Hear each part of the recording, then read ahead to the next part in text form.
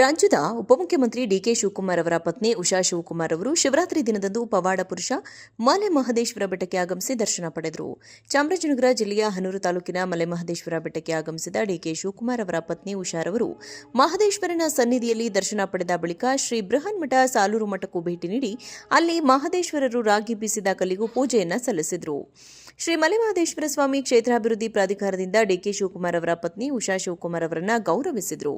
ಉಪಮುಖ್ಯಮಂತ್ರಿ ಡಿಕೆಶಿ ಅವರ ಪತ್ನಿ ಉಷಾ ಶಿವಕುಮಾರ್, ಬೆಮೂಲ್ ನಿರ್ದೇಶಕ ಹರೀಶ್ ಕುಮಾರ್ ಆರೋಹಳ್ಳಿ, ಗ್ಯಾರಂಟಿ ಸಮಿತಿ ಅಧ್ಯಕ್ಷ ಅಶೋಕ್, ಮಾಜಿ ಗ್ರಾಮ ಪಂಚಾಯಿತಿ ಅಧ್ಯಕ್ಷ ವನಗಿರಿಗೌಡ ಹಾಗೂ ರಾಮನಗರ ಮುಖಂಡರುಗಳು ಉಪಸ್ಥಿತರಿದ್ದರು.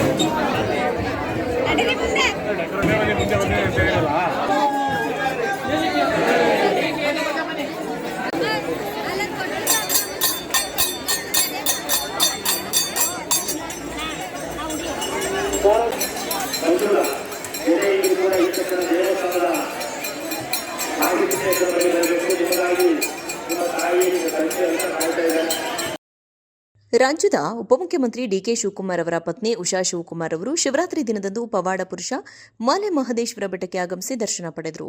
ಚಾಮರಾಜನಗರ ಜಿಲ್ಲೆಯ ಹನೂರು ತಾಲೂಕಿನ ಮಲೆ ಮಹದೇಶ್ವರ ಬೆಟ್ಟಕ್ಕೆ ಆಗಮಿಸಿದ ಡಿಕೆ ಶಿವಕುಮಾರ್ ಅವರ ಪತ್ನಿ ಉಷಾರವರು ಮಹದೇಶ್ವರನ ಸನ್ನಿಧಿಯಲ್ಲಿ ದರ್ಶನ ಪಡೆದ ಬಳಿಕ ಶ್ರೀ ಬೃಹನ್ಮಠ ಸಾಲೂರು ಮಠಕ್ಕೂ ಭೇಟಿ ನೀಡಿ ಅಲ್ಲಿ ಮಹದೇಶ್ವರರು ರಾಗಿ ಬೀಸಿದ ಕಲ್ಲಿಗೂ ಪೂಜೆಯನ್ನ ಸಲ್ಲಿಸಿದರು. ಶ್ರೀ ಮಲೆಮಹದೇಶ್ವರ ಸ್ವಾಮಿ ಕ್ಷೇತ್ರಾಭಿವೃದ್ಧಿ ಪ್ರಾಧಿಕಾರದಿಂದ ಡಿಕೆ ಶಿವಕುಮಾರ್ ಅವರ ಪತ್ನಿ ಉಷಾ ಶಿವಕುಮಾರ್ ಅವರನ್ನು ಗೌರವಿಸಿದರು.